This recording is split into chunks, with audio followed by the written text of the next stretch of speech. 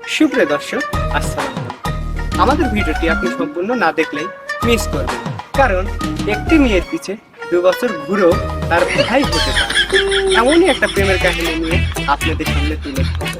তাই সম্পূর্ণ ভিডিওটি দেখার জন্য আমাদের সাথেই থাকুন।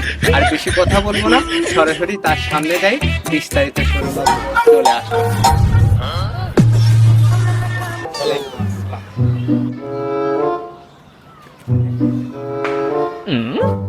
আচ্ছা ভাই, একটি মেয়ের পিছে 2 বছর ঘুরছে, এখনো ঘুরছে, তাকে কি পরিমাণের ভালোবাসে?